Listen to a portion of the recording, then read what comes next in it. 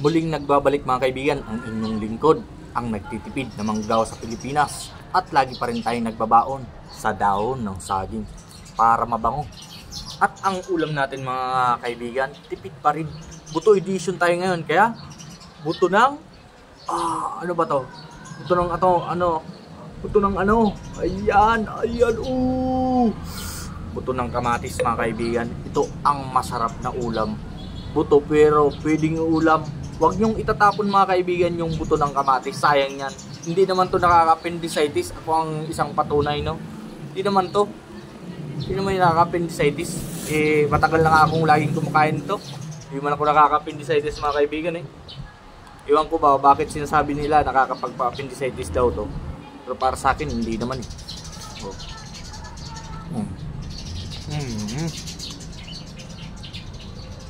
Kaya kami mga kaibigan.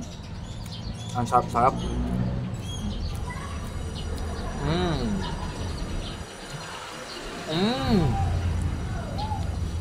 Nagluto kasi kami ng scrambled egg kanina mga kaibigan.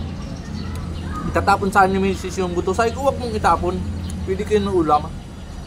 Tipid pa. Wala pang nasayang mga kaibigan. Medyo mahal pa naman ang kamatis na yon. Kaya kung itatapon mo parang nakakasayang.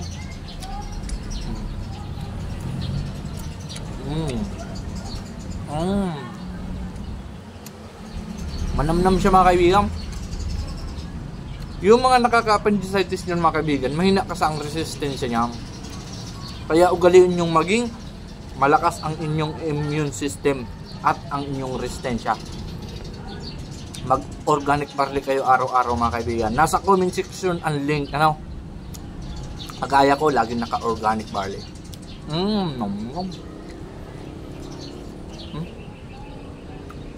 Tinatapon lang ito mga kaibigan nung mga ayaw magka-appendicitis. Pero ako, kinakain ko yan.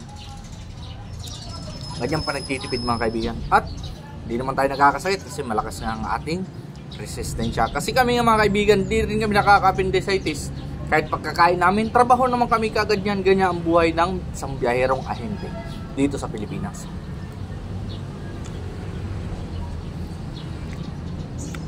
Lagi lang tayo magtitipid mga kaibigan. Ganyan ang adikain natin sa Pilipinas. Kasi mahal na nga ang mga bilihin dito mga kaibigan. So marami ngayon mga nagbabiral na mahirap na ang buhay sa Pilipinas. Nangangabit pa no? May mga kabit-kabit pa yan. Dagdag gastusin yan mga kaibigan. Mahirap pagka ganun. Ako nga isa lang asawa ko. Hirap na akong sa gastos din mga kaibigan Pinakapos talaga. Paano pa kaya kung marami tayong babae?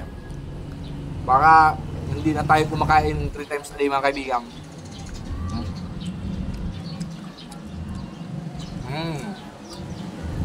Kaya ako lagi lang nagtitipid mga kaibigan at umiiwas ako sa mga monkey business niya. Umiiwas din ako sa tukso mga kaibigan. Pag nagtitipid ka, malayo ka sa tukso, no? Kasi hindi ka na makakaisip ng babae niya. Grabe na pagtitipid mo, maghanap ka pa ng gastusan. Gagastusan mo pa yun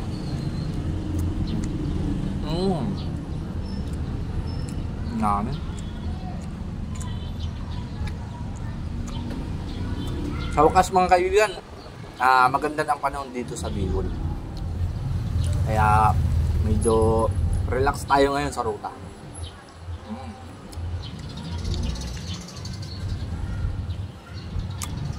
Ang sarap pala mga kaibigan ng kamatis, no? Kaya kita nyo naman mga kaibigan, no? Kahit tayo, yung Pinoy na Pinoy lang yung kutis natin, wala tayong mga pimples niya.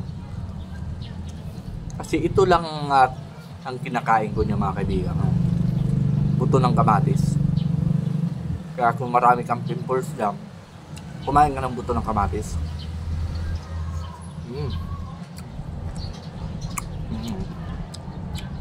Yummy mga kaibigan. Maasim-asim na manamis-tamis.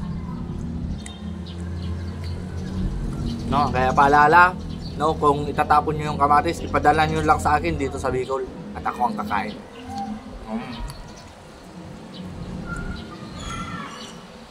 Sayang yan eh.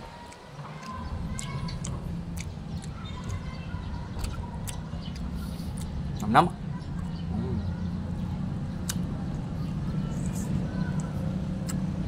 Yummy to the max mga kaibigan. Solve naman ang ating tanghalian nito. Parang kumakain ka ng apple ba?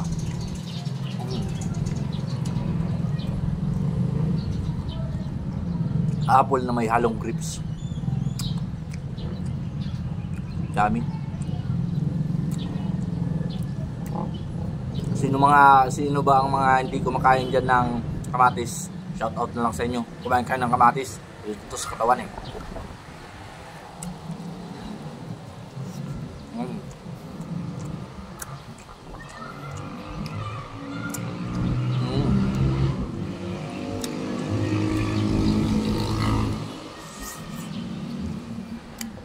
Paubos naman mga kaibigan ang ating baon na tanghalian.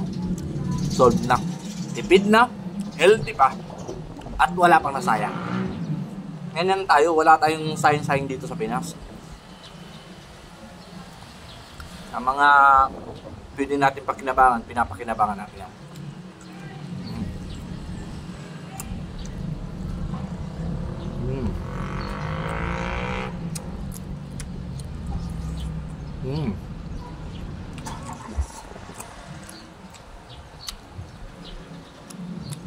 Parang may kasamang kalamansi mga kaibigan. Maasim talaga. Maraming salamat sa ating mga solid supporters at mga loyal na sumusubaybay sa atin. Hanggang sa muli mga kaibigan.